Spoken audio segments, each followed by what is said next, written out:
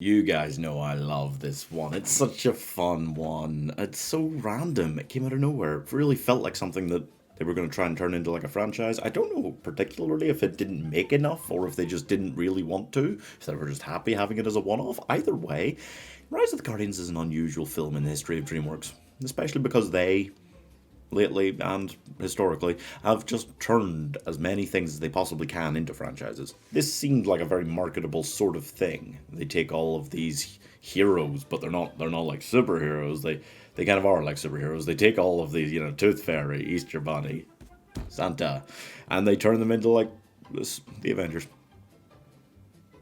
But it was an interesting idea. I thought it was heartfelt. It was fun. The characters were all interesting in their own way, and it came off well. So I was kind of shocked they never did anything more with it, but maybe it just didn't do well enough at the box office. Either way, it's an IP that could be revived in some fashion. I don't know if that's one of the things that DreamWorks have done an animated show with yet, but I could easily see it. I'd be surprised if they haven't, honestly. They've done like 3 different television shows for How to Train Your Dragon, like, they must have by now. But in case they haven't, what about a little live action one? A little live action version? And it's so easy to do because these characters have so much to them. They're so distinct and unique in a way that I like. Jack Frost, for example. It's easy. It's easy and it's a little... This is the kind of idea where because you already know these characters, you already know what they're meant to be like, and they are very... They feel like it's a big blockbuster thing because it's such a Avengers-y kind of thing. You find yourself thinking of really basic castings, really mainstream castings, and then going, actually, no, that's also kind of perfect. It's not just in the general sphere of what would work. It's just kind of perfect, like Tom Holland. That's Jack Frost. Jack Frost's kind of eternal looking. He's very young. He looks younger than any of the others, so you can get away with casting young. And Tom Holland, while I think he's past the stage where we should really be casting him to play a teenager any more than Peter Parker, Jack Frost he still looks kind of like a teenager, but it's okay for him to look like he's like 20. That's fine. I mean, he could look older even, it wouldn't really make a difference, but Tom Holland does look fairly young still, can get away with that. And he's just got the right, all of his roles are just like that. They're in that style, they're in that sort of kind of nerdy, kind of nervous, kind of shut-in style.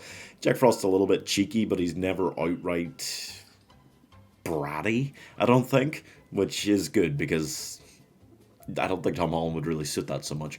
This is the kind of talk-back hero who comes into his own, really becomes the hero he's meant to be, and all of that sort of shenanigan. It's the hero's journey, and it's simple and it's beautiful, and it is basic, but I think Tom Holland would look good with the white hair.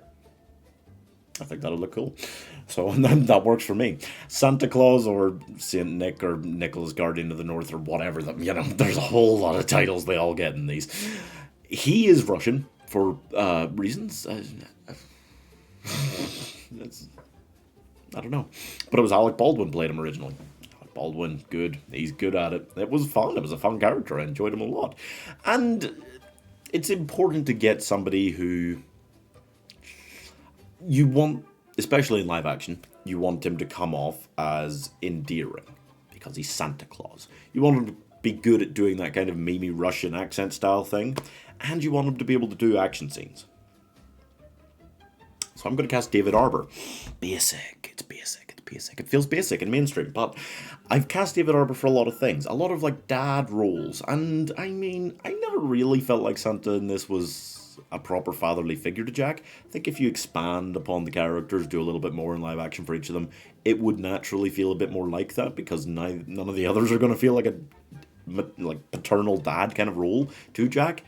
And it seems like it's a natural fit. David Harbour is great at that kind of role. He was great in Black Widow as the Red Guardian, where he was both Russian and doing action scenes and super memey. And he's good at these endearing kind of paternal roles as well, which is perfect. That's every aspect of what you want for that.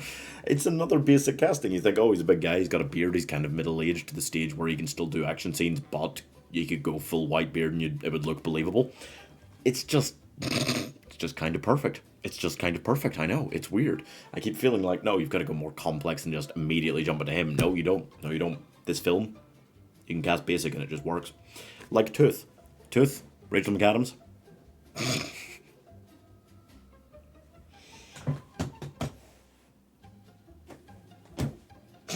It's still kind of basic. I love Rachel McAdams. I think she's so smiley and happy and wonderful in so many roles you've seen her in. She's into her 40s now. That's fine. All of these Guardians, like, apart from Jack, none of them really come off as being or looking that young. I mean, they are all like eternal ancient beings or whatever, but none of them really look that young. Tooth Fairy was Isla Fisher originally, and she, similarly to Rachel McAdams, has these kind of good maternal roles. And I again think, yes, Tooth might come off slightly maternally in a live action version of this to Jack, but you know, that's irrelevant. Really what you want is someone endearing. She is like this mother to all of the tiny little fairies, and just lovely and happy and blockbuster. Again, needs to be sort of blockbustery. You know, you need to have some experience in the big films, the big leading roles, all of that kind of thing. Tooth, she never got much more characterization than that, I felt. She was just happy, buzzy, quirky, then sad, because all of her children died or whatever, and the teeth. Anyway, Bonnie, Easter Bunny is very Australian, very Hugh Jackman-y Australian-y. Hugh Jackman never gets to be that Australian in film. That's the most Australian he's ever gone. It was full Australian. Crazy. But who else is very Australian, doesn't get to let it out that often, and would be really funny in this role? Chris Hemsworth. So basic. It's so basic. I have spent years now fan casting just across the spectrum of from unknown actors to various specific child actor things or ethnicities or whatever, and this one, no, it's just, this cast is so basic, but it's so beautiful. If this was actually like Avengers style you were casting, who would you want to get but a couple of Avengers, you know? Bunch of big Marvel actors. They've all been in Marvel films so far. In my defense, everyone has been in a Marvel film. I mean, it's just Chris Hemsworth. The Easter Bunny's funny. The Easter Bunny's funny and quirky and weird, and Australian, very Australian. Chris Hemsworth is funny and quirky and weird and very Australian. When he's allowed to be, which isn't often. And it would be great to just let him go full Australian, really weird, just complete non sequitur, useless weirdo. Not useless, but hilarious weirdo. Who loves Easter? What's the problem here? It's perfect. Sandy or Sandman or whatever you want to call him is harder to cast because you were just able to give him a nice, cute kind of design and then make him float around and be like, and then die and then come back. How did he come back? It doesn't matter. It was easy in animation. Doing that in live action, it's a full-grown man that's meant to look adorable. That is not the easiest thing in the world. So I thought, instead of that so much, you just want to go for someone who can look and comes off naturally, not so much as an actor, just as a person, endearing. Like Keanu Reeves. It's so basic. But it's true. Keanu Reeves has just got a nice face. He looks this kind of ancient style about him. At least he's not really a big Marvel guy. It's something. And he's got that sort of eternal face. Not eternal youth, but eternal kind of calm to him, I think. That would come off really well like that. Does any of that make sense? I don't think so. But I thought about it. I went, yeah, Keanu Reeves. Endearing Keanu Reeves. Simple. The whole thing's simple. This is weird. This is a weird casting day for me. Jamie Bennett. Yeah, you just gotta cast a couple of kids who can be the wide-eyed kind of wow. I mean, Jack's kind of the wide-eyed wow at the same time in a lot of places, but he's also kind of like a little bit sarky about things, so he's kind of like, whereas the kids are just like, wow, Jack Frost, you're real. Wow, Santa, you're real. Wow, magic. It feels like a Christmas film, right? It's not a Christmas film, but it feels a lot like a Christmas film. I'm doing it in November, and just so I'm not saying it's a Christmas film, but it's kind of a Christmas film. Santa Claus is in it, right? It just. Anyway, I'm going to cast Archie Yates as Jimmy because he's young enough to get away with being the wide-eyed observer.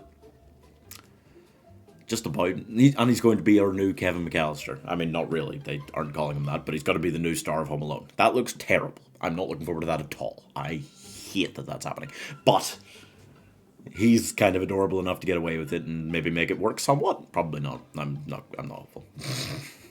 But I do think he was great in things like Jojo Rabbit. I'm excited to see him in more. I think he's a great child actor. He's still just about young enough to be Jamie. I'm not really sure what age he was meant to be, but his sister Sophie is quite a bit younger than him. And again, You know, there's only so young you can go generally and have a known quantity in anything, ever, yeah. But I'm going to go for Indigo Watson because, sure, young, adorable, good in what I've seen her. Like, there's no there's no character to these children. They're just there. They're just smiley and happy, and they run around. And they don't believe, and then they believe, and then they have fun in the snow.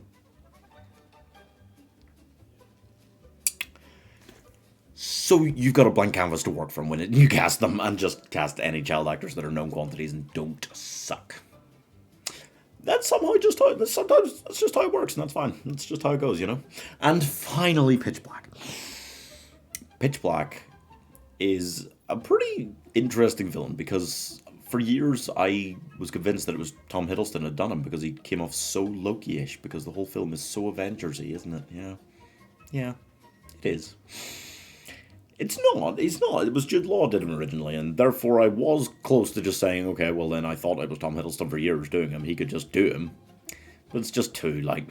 if you cast Loki as the Loki-ish character in something that already feels quite Avengers-y, it's just not really going to come off all that well.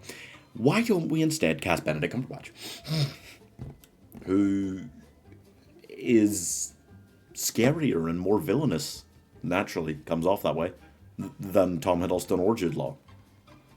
He's, for me, the epitome of the modern British super creepy villain. Him and Idris Elba. Idris Elba was also good, yeah. Benedict Cumberbatch, Doctor Strange, yes. Yeah, another Marvel guy. It's a lot of Marvel people. What are you going to do about it? Pitch Black is just terrifying, and Benedict Cumberbatch has a terrifying voice. Really freaking scary whenever he wants it to be. So, that would work quite perfectly, if I do say so myself. That's all for this one. I'm slipping. This wasn't a Christmas fan cast. I'm slipping. I'm getting closer into them. I've got the itch. I've got the itch to start listening to the Christmas songs. I've got the itch to start playing Christmas games. What am I talking about? There are no Christmas games. If you know any good Christmas games to play, let me know. Any Christmas films you want to see reviewed, let me know. And any Christmas fan cast you want me to do. I'm going to try and wait till December. I might not be able to. Let me know.